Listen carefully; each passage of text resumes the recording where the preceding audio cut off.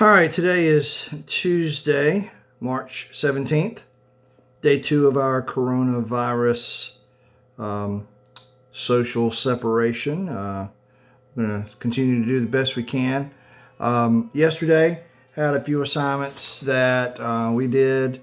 Make sure that if you are coming back here for the first time today, and this is your first time getting onto Google Classroom since our quarantine, that you are going back to Mondays and getting started with that work, and make sure you get it submitted.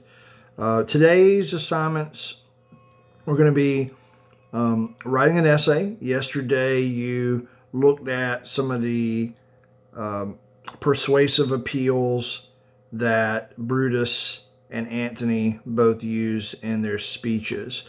Remember, we have 3 different appeals. You have ethos, which is basically appeal to your moral authority. That's the equivalent of someone saying, you should listen to me because I am a police officer, or I am a judge, or I am your mom. It's basically you're being persuaded, or you're trying to persuade someone by your position, by your authority, and because of the right of your authority. Pathos is persuasion of your emotions. So you're trying to persuade someone by making them feel a certain way. For instance, the abortion argument, where people try to scare people into the processes that abortion doctors go through to terminate a pregnancy. Or you might be trying to make someone feel a good way about something to make them feel, or at least agree with you. And the last one is logos. Logos is based on logic. So reason, facts, statistics, things that you can prove. There's no way to really argue against them other than to show how the facts may be inaccurate or wrong or something of that nature. So today you're going to be writing about something that you feel people should feel the same way that you do. I'm asking you to talk about a movie, or maybe a musical artist, or maybe a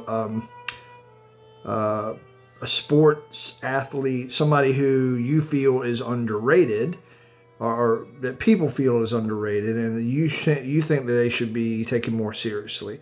So I'm asking you to write an essay about that. You're going to be doing this through a website called noredink.com. Above today's agenda, you will find a link to join No Red Ink. There's a link that takes you specifically to to your class, whether it's first or second block. You should be using your Google login to set up your username and password. Again, if you have any problems with that, I will be available tomorrow during our regular class time. I'll have the Google Hangout Meet set up again for the same time, and I'll be sitting right here waiting for that. With the exception, I do have to go somewhere around 11, about 10:30 or so. So right at the beginning of second block, I may not be as reachable. But once I get back here, I'll turn it on, and even if it's out of our class time, I'll still be available. If you have any questions, just email me. I'll get that on my phone, and I'll try to email you back. The other thing that we're going to be doing tomorrow is a pretest on nonfiction. Starting Wednesday, we're going to begin our unit on nonfiction, and we'll start that with our pretest on Tuesday. And then Wednesday we will start looking at the terms and jotting those down into our notes, and begin reading our first article of nonfiction and doing some questions on it.